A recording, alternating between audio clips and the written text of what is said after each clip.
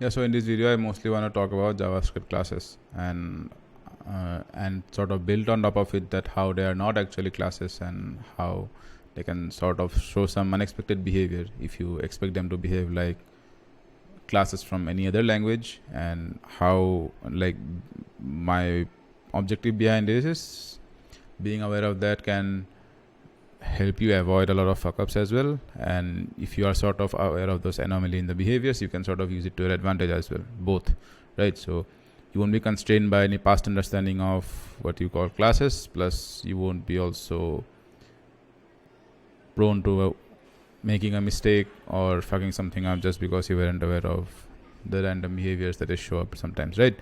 So to build on top of that, so before ES6 there used to be something called prototypes in JavaScript, and classes is something that built on top of prototype, and it's just a syntactical sugar. There is the fundamental of class in JavaScript is not the concept of class, it's a concept of prototype. I am not really aware of the reason why class was built on top of it. Maybe because like the syntax was familiar with people who were shifting to JavaScript from any object-oriented language. So just keep that in mind, that while people were building class, it's built on top of some constraint that prototype came in by default, and it's sort of like just the syntax on top of it, and not how maybe a core object-oriented language would have taken it if they would have started with the intention of building an actual class, right? So that's what. So let's start with prototype first. So how things used to be, or are things like you can use these now as well, but many people don't use it after, like use classes, which is fine, but like let's go through it once. Let's write function. The classic example of any class that you can get is car, name, and drive, right? So you've probably seen it 1,000 times till now, might as well see it again. So let's do car name, and then we can, like, this is just a constructor sort of a thing that you would do in prototypes if you were to use those. It's as simple as that. So there is this, and then we do, let's say, car dot prototype dot drive. We do function, and then we do console dot log. We do this dot name plus cool.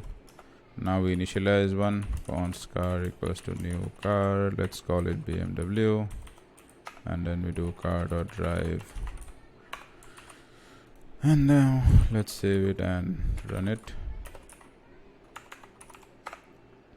We get this. So you can sort of see that if you remove this part, if you just consider this part, this sort of looks like a syntax of a class where you have some property inside the class which holds this name, and some method called drive inside the class, right? So this got sort of replaced by the class syntax, which would look like, let's say, class car. We have, oh sorry, nothing here. We have a constructor which does the same thing. This dot name equals to name, and then we have a function called drive, which I won't write this whole thing again. Yep, that's what. Now let's try running the same code again and see what we get. Let's call it Audi this time.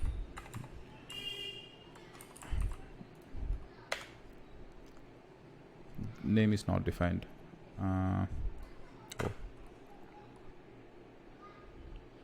Okay, so name is not defined. Oh, we didn't pass the constructor parameter here, my bad. So let's start this. We get Audi goes per, and that's all. So this is just a basic syntax replacement sort of a thing of this, like just another way to write the same thing. But the problem comes up, or the unexpected behavior that shows up are basically the properties or the decisions that were taken when prototype was like the prototype syntax was designed. So let's say in prototype syntax, if I could speak properly, we were allowed to do this. We were allowed to just delete anything. There is no safeguard, nothing, which might have been a good reason for whatever. But then let's say we run this, we get error, drive is not a function. So what we did was we basically deleted the function inside prototype, which is fine. But when you take this to a car syntax and you try to apply the same thing, we get the same thing.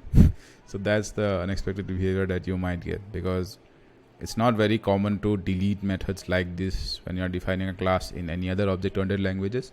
So if you sort of come with the assumption of expecting the same behavior, and like you end up, or someone ends up doing this, like this is applicable, people can do this. So just be just be aware of the fact that it's not foolproof like an actual class would be in most languages.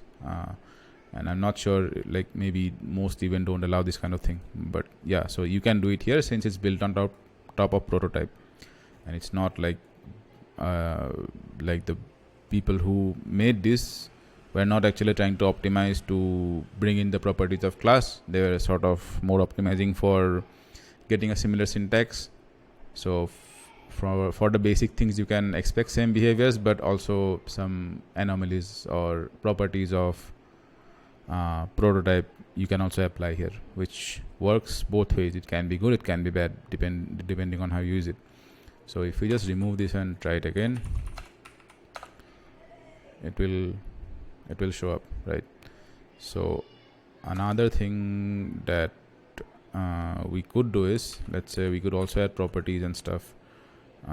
We cannot just, like, instead of removing, we can do drive to. We can just override this thing. We can do function.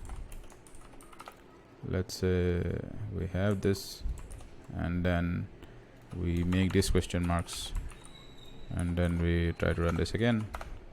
So you can see it changed the function itself.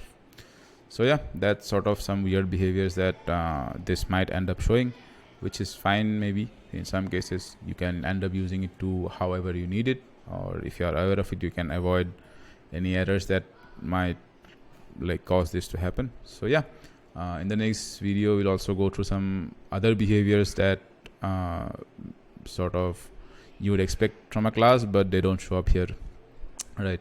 So in this video, my intention is mostly to set the stage for the discussion. In the next video, we'll build on top of it and see how you can sort of use those behaviors to your advantage, or you can avoid like messing things up if you are not aware of those, right? So yeah, that should be it for this video. Share it with your friends if you liked it, and drop any feedbacks if you have any. Okay, see you folks, bye.